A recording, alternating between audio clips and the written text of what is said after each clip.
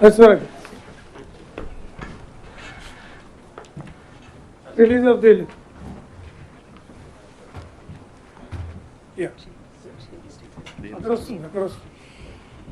So DSC results ఇప్పుడు ప్రకటించడం జరుగుతుంది.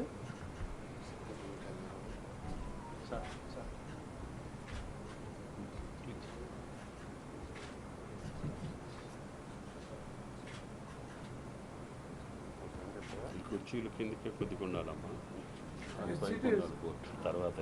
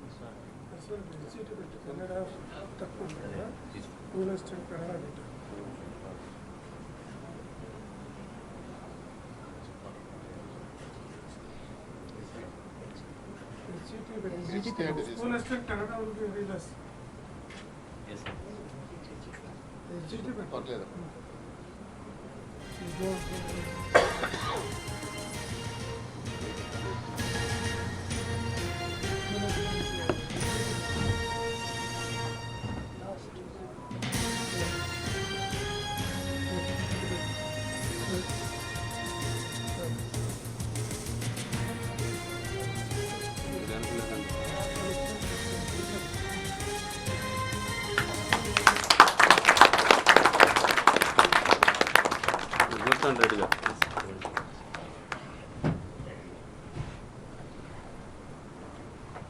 Now the results are open now. Now this intimations will be issued to them from one అంటే రేపటి నుండి వీళ్ళకి రిజల్ట్స్ వెళ్ళిపోతాయి. వాళ్ళు జిల్లా స్థాయిలో పోయి సర్టిఫికేట్ వెరిఫికేషన్ 5th లోపల కంప్లీట్ చేసి తర్వాత గౌరవ ముఖ్యమంత్రి గారు ప్రకటించిన రోజు వాళ్ళకి అపాయింట్మెంట్ ఆర్డర్స్ ఇవ్వడం జరుగుతుంది. I request Honorable Chief Minister to give his message on this occasion. Thank you very much.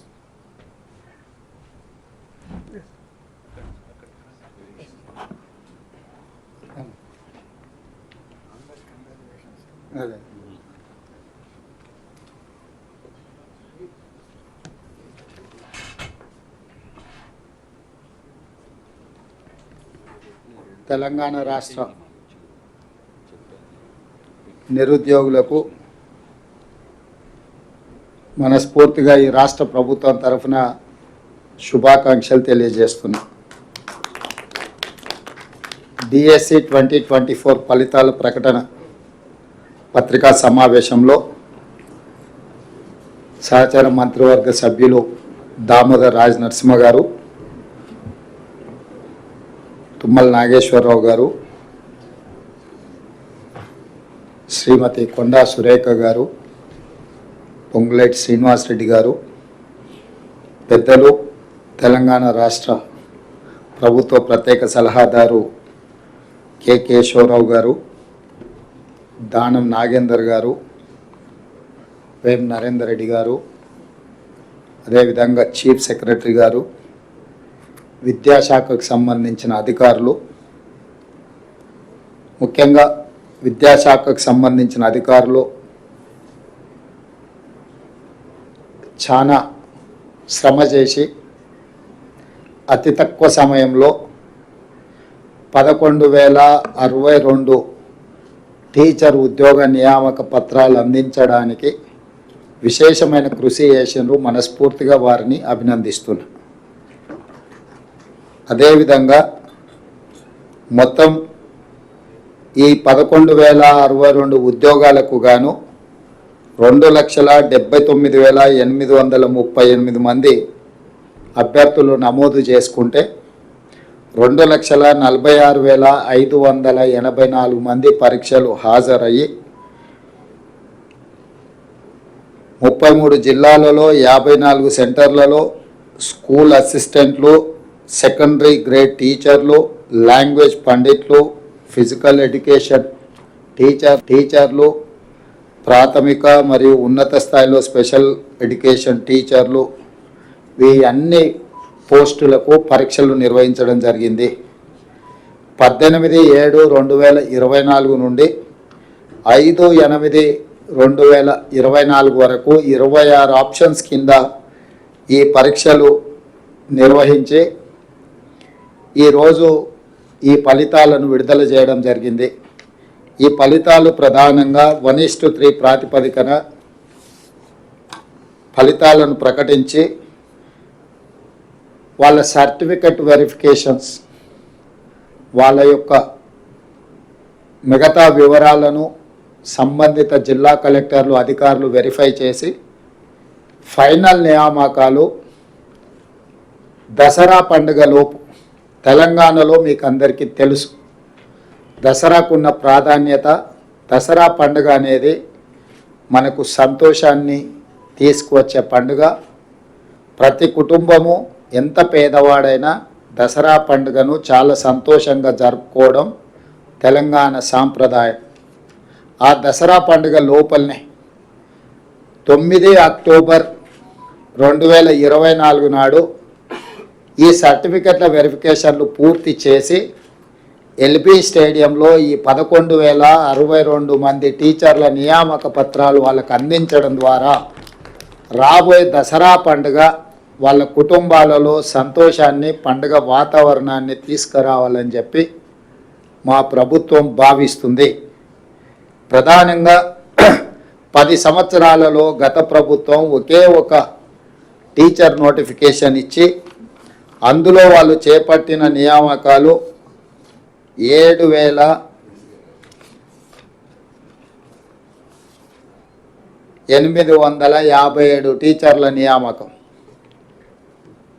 Shri Kalvakuntla Chandrashekar Rao గారు మాజీ ముఖ్యమంత్రి గారు 10 సంవత్సరాలు ముఖ్యమంత్రిగా బాధ్యతలు చేపట్టి నిర్వహించి వారిచ్చిన DSC notification Telangana public service commission ద్వారా ఒకే ఒక్కసారి అందులో వారు నియమించింది 7,857 మంది టీచర్లను మాత్రమే.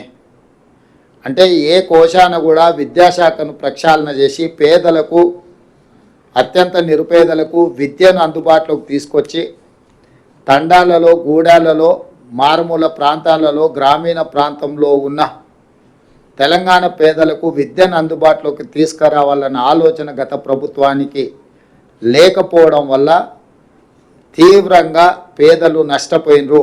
అందుకే మా ప్రభుత్వం అధికారంలోకి వచ్చిన ఎంబడే ఫిబ్రవరిలో నోటిఫికేషన్ ఇచ్చి, గతంలో తక్కువ నోటిఫికేషన్ ఇస్తే కూడా వాటన్నిటిని పెంచి పెద్ద ఎత్తున ఉద్యోగ నియామకాలను చేపట్టాలి. ముఖ్యంగా విద్యాశాఖలో చేపట్టడం ద్వారా విద్య మీద రాష్ట్ర ప్రభుత్వం పెడుతున్న పెట్టుబడి ఖర్చు కాదు, ఇది ఒక పెట్టుబడి, భవిష్యత్తు నిర్మాణానికి ప్రయోజనకారిగా మారుతుంది. తెలంగాణ రాష్ట్ర పునర్నిర్మాణంలో తెలంగాణ ప్రజల్ని భాగస్వాములు చేయాలన్న ఆలోచనతోటి ఈ నోటిఫికేషన్ ఇచ్చి అతి తక్కువ సమయంలో పరీక్షల నిర్వహణ నుంచి పరీక్షల ఫలితాలు ఇవ్వడానికి 55 రోజులు మాత్రమే తీసుకున్నాము.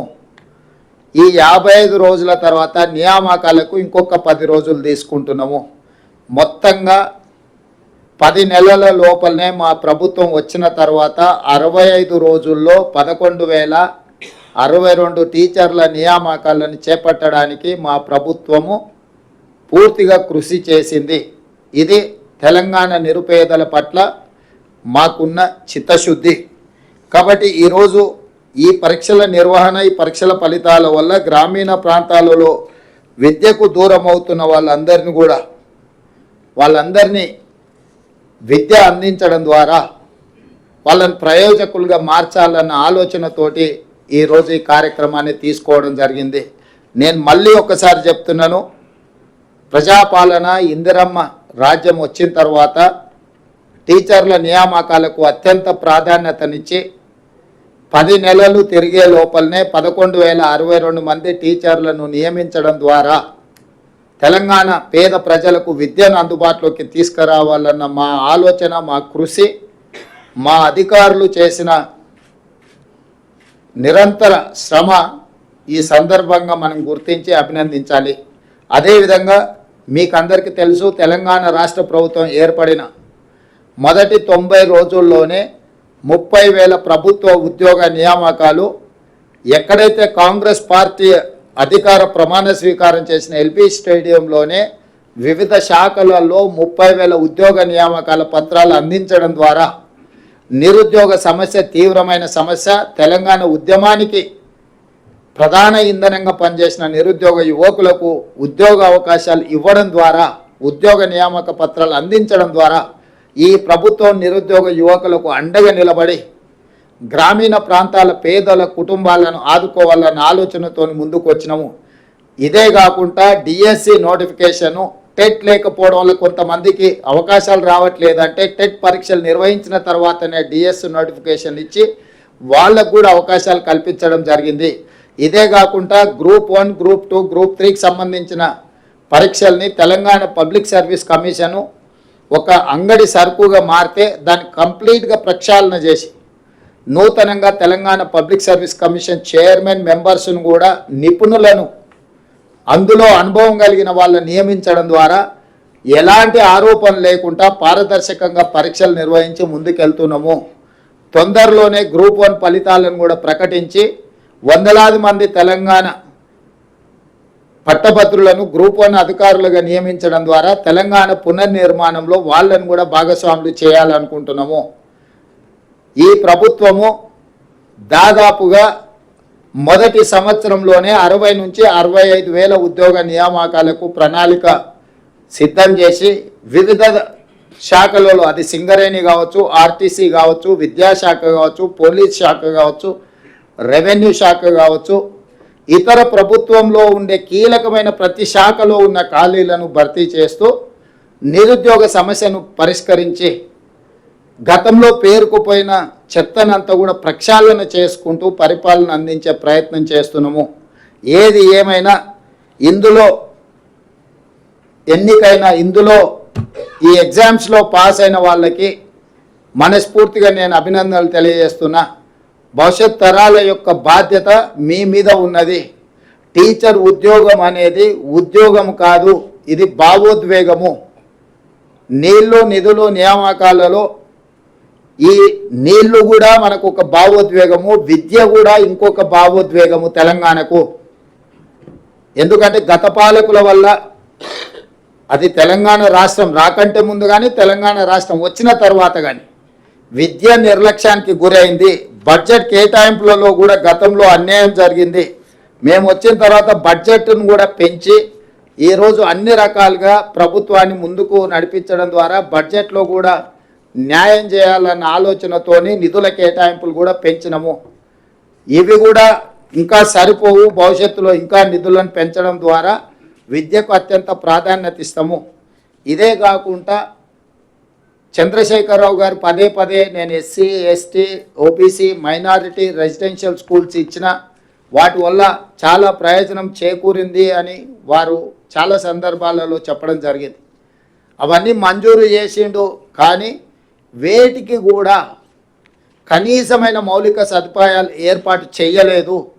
పిట్టగూళ్ళలో, పోల్ట్రీ ఫామ్లలో పేదల పిల్లల్ని సరైన వసతులు లేకుండా, సరైన భోజన సౌకర్యాలు లేకుండా నిర్లక్ష్యానికి లోనైంది.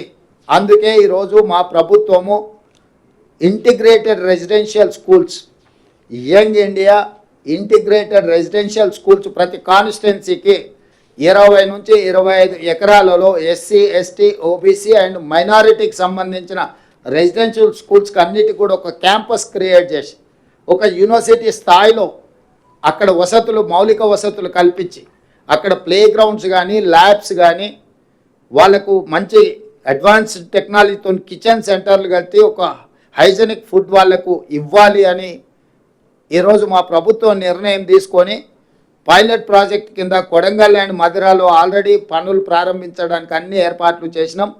100 అర్బన్ హైదరాబాద్ 19 నియోజకవర్గాలను పక్కన పెడితే దాదాపుగా గ్రామీణ ప్రాంతాలలో ఉన్న 100 శాసనసభ నియోజకవర్గాలల్లో ఈ యంగ్ ఇండియా ఇంటిగ్రేటెడ్ రెసిడెన్షియల్ స్కూల్స్ని పూర్తి స్థాయిలో వాటిని అభివృద్ధి చేయాలన్న ఆలోచనతోని దాదాపుగా ఒక్కొక్క స్కూల్కు 100 నుంచి 125 కోట్లు, అంటే దాదాపుగా 10 నుంచి 12,500 కోట్ల రూపాయలు దానికి ఖర్చు అవ్వడానికి అవకాశం ఉంది. దానికోసం నిధుల సేకరణతో పాటు ఈ ఇన్ఫ్రాస్ట్రక్చర్ అంతా కూడా మౌలిక వసతులను అందించడానికి మా ప్రభుత్వం పూర్తి స్థాయిలో ప్రయత్నం చేస్తుంది. అదేవిధంగా 10 సంవత్సరాలు టీచర్ల ప్రమోషన్లు కానీ టీచర్ల బదిలీలు కానీ ఏ రోజు చేయలేదు. ఎన్నో రోజుల నుంచి వాయిదాలు పడుతున్న టీచర్ల పదోన్నతుల ప్రక్రియ 21,419 మంది టీచర్లకు ప్రమోషన్లు ఇవ్వడం జరిగింది. ఇందులో ప్రాథమిక పాఠశాలకు సంబంధించిన వాళ్ళు 19,429 మందికి ఇవ్వడం జరిగింది. వివిధ స్కూళ్ళల్లో ఉండే టీచర్లకు, భాషా పండిట్లకు, ఫిజికల్ డైరెక్టర్లకి గురుకుల పాఠశాలల్లో ప్రమోషన్లు బదిలీలు లేకపోవడం వల్ల ఒక తీవ్రమైన నిరాశకు లోనైన ఈ టీచర్లందరికీ బదిలీలు ప్రమోషన్లని ఎలాంటి వివాదాలకు తావు లేకుండా మా ప్రభుత్వం నిర్వహించింది.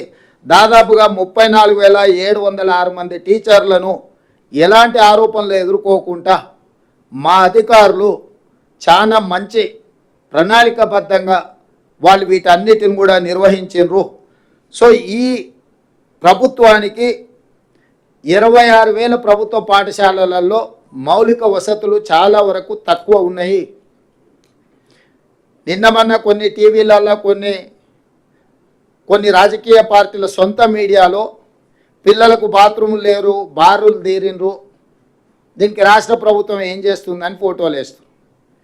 నేను ఆ రాజకీయ పార్టీలకు, ఆ మీడియా మిత్రులకు అడుగుతున్నా, ఈ పాఠశాలలు ఏమైనా కొత్తగా పెట్టినవా, లేకపోతే తెలంగాణ రాష్ట్రం ఏమైనా ఇప్పుడే కొత్తగా ఏర్పడ్డదా?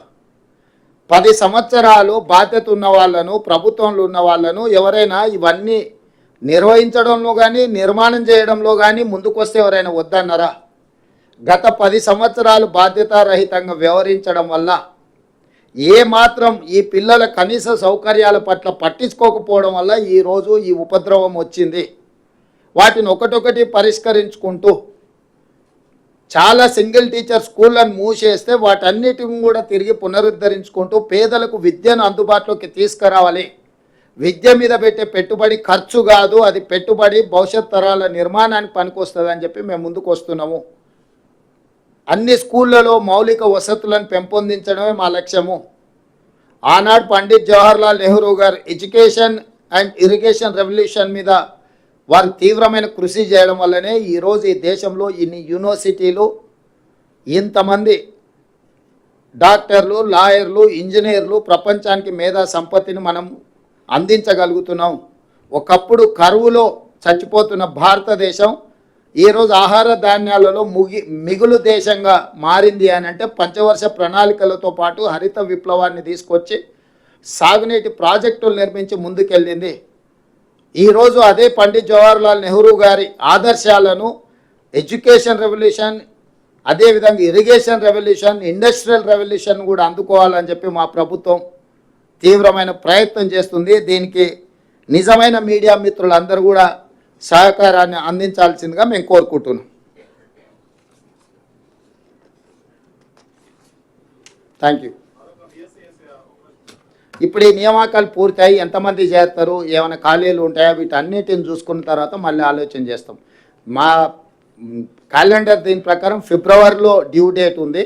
సో ఇప్పుడు ఈ 11,062లో ఏమైనా ఖాళీలు ఉంటాయో అన్నిటికన్నీ నియామకాలు జరుగుతాయా, వీటన్నిటిని కూడా ఒకసారి అంచనా వేసుకొని ఇది నిరంతర ప్రక్రియ. జాబ్ క్యాలెండర్ ఏదైతే ఇచ్చినామో ఎవ్రీ ఇయర్ వచ్చే వేకెన్సీలను తప్పకుండా నియమించాలన్నదే మా ప్రభుత్వం యొక్క ముఖ్య ఉద్దేశము. కాకపోతే వ్యవస్థలన్నిటిని బలహీనపరచడం ద్వారా, వ్యవస్థల్ని గత ప్రభుత్వం నిర్వీర్యం చేయడం వల్ల కొన్ని మేము అనుకున్న కార్యక్రమాలను కూడా అనుకున్న సమయంలో నిర్వహించాలంటే కొన్ని అవాంతరాలు వస్తున్నాయి. వీటన్నిటిని అధిగమించి ఏ ఒక్క ప్రభుత్వ ఉద్యోగం కూడా ఖాళీ లేకుండా వాటన్నిటిని నియమించాలన్నదే మా యొక్క లక్ష్యం. తప్పకుండా ఈ నియామకాల తర్వాత ఒక అంచనాకు వచ్చి కొత్త నోటిఫికేషన్ ఏ విధంగా ముందుకు వెళ్ళాలనో కూడా నిర్ణయం తీసుకుంటాం. Thank you.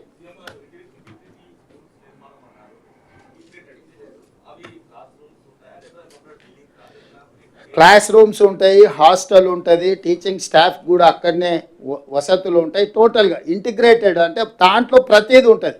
అంటే ల్యాబ్లు ఉంటాయి, స్టేడియంలు ఉంటాయి, ప్రతి వ్యవస్థ అంటే ఒక ప్రైవేట్ స్టాండర్డ్ క్యాంపస్కి పోతే మీకు ఎన్ని రకాల మౌలిక వసతులు ఉంటాయో పిల్లలకు ఈ ఎస్సీ ఎస్టీ బీసీ మైనారిటీ పిల్లలకు కూడా ఆ రకమైన మౌలిక వసతులన్నిటినీ ఏర్పాటు చేసి వాళ్ళ మధ్య తారతమ్యాలు లేకుండా, ఎందుకంటే ఇది సోషల్ కాజ్కి తయారవుతుంది. ఎస్సీ స్టూడెంట్స్ని అందరిని ఒక దగ్గర, ఎస్టీలను అందరిని ఇంకొక దగ్గర, బీసీలను ఇంకొక దగ్గర, మైనారిటీలను ఇంకొక దగ్గర మనం సంవత్సరాల కొద్దీ విద్యను అందించి వాళ్ళని పెంచడంతో ఒక రకమైన అభద్రతా భావం వాళ్ళ మనసులో పేరుకుపోవడానికి అవకాశం ఉంది. వీళ్ళందరూ కలిసి ఉండడంతో మనమంతా ఒకటే అన్న భావన కాకుండా ఒకరి మధ్యలో ఒకరికి ఒక సౌహృద్భావమైన వాతావరణం వస్తుంది. అంటే ఒక సోషల్ కాజ్ను దృష్టిలో పెట్టుకొని ప్రణాళికలు సిద్ధం చేస్తున్నాము. ఏ వర్టికల్చర్ ఆ వర్టికల్చర్ని సపరేట్గా మనం పెట్టి చూస్తే వాళ్ళకు ఒక తెలియని అభద్రతా భావం, సమాజం మమ్మల్ని పక్కన పెట్టి చూస్తుందేమో అని చెప్పి ఆ విద్యార్థుల మనసుల్లో ఎక్కడో ఒక నిగూఢమైన భయం పేరుకుపోవడానికి అవకాశం ఉంటుంది. చిన్న వయసులో వాళ్ళ మనసులో ఇట్లాంటి ఆందోళన ఉండడానికి వీల్లేదు. అందుకే వీళ్ళందరిని ఒక దగ్గరికి తీసుకొస్తే ఒక బ్రదర్హుడ్, అంటే ఒక ఫ్యామిలీ లాగా, ఒక అన్నదమ్ముల్లాగా, ఒక కలిసి గ్రౌండ్లో కలిసి ఆడుకోవడం ద్వారా, చదువుకునేటప్పుడు కలవడం ద్వారా వీళ్ళందరూ కూడా ఒక మంచి వాతావరణంలో పెరుగుతారు. సో వాళ్ళందరినీ ఒక ఇంటిగ్రేటెడ్ క్యాంపస్ క్రియేట్ చేస్తున్నాం. మినిమం 20-25 ఎకరాల నుంచి 100 నుండి 125 కోట్ల రూపాయలు ఒక్కొక్క స్కూల్ మీద ఖర్చు పెట్టి ఇన్ఫ్రాస్ట్రక్చర్ క్రియేట్ చేసి వాళ్ళకు ఒక మంచి పౌష్టిక ఆహారాన్ని అందించడమే కాకుండా ఒక మంచి మేనేజ్మెంట్ని ఇచ్చి వాళ్ళకి ప్రతి క్షణం విద్యను అందుబాటులోకి తీసుకొచ్చి నాణ్యమైన విద్యను అందించి నాణ్యమైన ఫుడ్ను అందించాలనేదే మా ఆలోచన.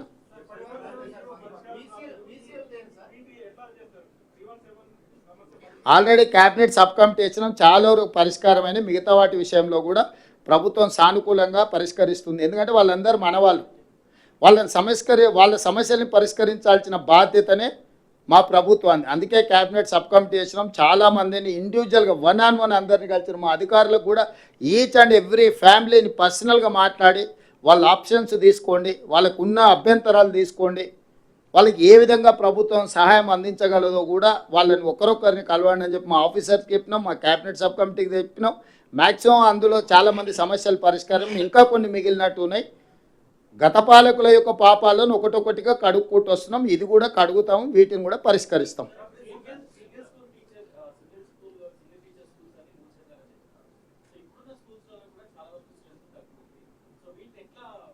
లేదు, స్ట్రెంత్ తక్కువ స్కూళ్ళు మూయం. స్ట్రెంత్తో నువ్వు కంపేర్ చేసి స్కూళ్ళు తెరవడం మూయడం జరిగితే పేదలకు విద్య దూరం అవుతుంది. పేదలను విద్య నుంచి దూరం చేసే ఉద్దేశం మాకు లేదు. పేదలకు విద్య అందించడమే, వాళ్ళు ఎక్కడుంటే అక్కడికి వెళ్ళి మనం విద్య అందించాలనేది మా విధానం. ఇట్స్ వాళ్ళ రైట్ టు ఎడ్యుకేషన్ యాక్ట్ తీసుకొచ్చిందే కాంగ్రెస్ పార్టీ, శ్రీమతి సోనియా గాంధీ గారు. సో వాళ్ళకు విద్య అనేది హక్కు. ఆ హక్కును కాలరాసే అధికారం ఎవరికీ లేదు. దాని ఆర్థికపరమైన అంశాలతో ముడిపెట్టే ఉద్దేశం మాకు లేదు. మంచి ప్రణాళికతో ముందుకు వస్తాం, వాళ్ళందరికీ విద్యను అందుబాటులోకి తీసుకొస్తాం. వాళ్ళు ఉన్న దగ్గరికైనా మేము వెళ్ళి విద్యను అందనిస్తాం, లేకపోతే వాళ్ళు వస్తున్న దగ్గరికి తీసుకెళ్ళి అయినా వాళ్ళకి విద్య అందుబాటులోకి తీసుకొస్తాం. కాబట్టి విద్యా అవకాశాలు లేకపోవడం అనేది తెలంగాణ రాష్ట్రంలో ఉండదు.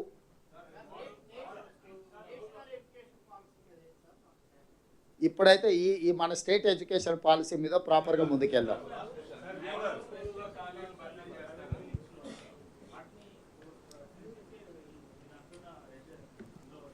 అవి ఇంటిగ్రేటెడ్ రెసిడెన్షియల్ స్కూల్స్, అవే అక్కడక్కడ పోల్ట్రీ ఫామ్లలో పెట్టిన అన్నిటినీ ఏ కాన్స్టిట్యున్సీ ఆ కాన్స్టిట్యున్సీకి తీసుకెళ్ళి అక్కడనే 20 నుంచి 25 ఎకరాలలో వాటికి మొత్తం వ్యవస్థ ఏర్పాటు చేసి ముందుకు తీసుకెళ్తాం.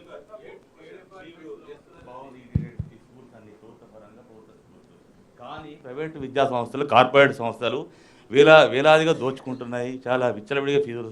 ఏ ప్రభుత్వం వచ్చినా ఫీజుల నియంత్రణకు ఏ కృషి చేయడం లేదు. దీనిపై మీ కామెంట్ ఏంటి? మీడియా బాధ్యతాయుతంగా వివరించాలి. ఎక్కడెక్కడ ఇట్లాంటి తప్పిదాలు జరుగుతున్నాయో ప్రజలకు వివరించాలి, అవేర్నెస్ ప్రోగ్రాములు తీసుకురావాలి. ఆ తీసుకొచ్చిన వాటి మీద డెఫినెట్గా ప్రభుత్వం చర్యలు తీసుకుంటుంది. మీడియా కూడా ఒక సోషల్ రెస్పాన్సిబిలిటీని తీసుకోవాలి. ఏవైతే ఇన్స్టిట్యూషన్స్ ఇట్లా దోపిడీ చేస్తున్నాయని అంటున్నారో ఆ టీవీలలో అన్నీ అవే ప్రకటనలు ఉంటున్నాయి. తెరవంగానే 1వ ర్యాంకు, 2వ ర్యాంకు, 3వ ర్యాంకు, 4వ ర్యాంకు ఊదర కొట్టి మీరు పేదోళ్ళు అందరినీ కూడా ఉన్న ఆస్తి అంతా అమ్మి తీసుకుపోయి వాళ్ళకి ఫీజులు కట్టేటట్టు చేస్తారు. కాబట్టి మీడియా కూడా ఒక సోషల్ రెస్పాన్సిబిలిటీ కింద దీంట్లో కొంచెం నియంత్రణ పాటించి ఎక్కడెక్కడ ఈ ఫీజు నియంత్రణకి ఒక కమిటీ వేసేది ఉన్నది, దాని మీద కూడా డెఫినెట్గా చర్యలు తీసుకుంటాం. ధన్యవాదాలు.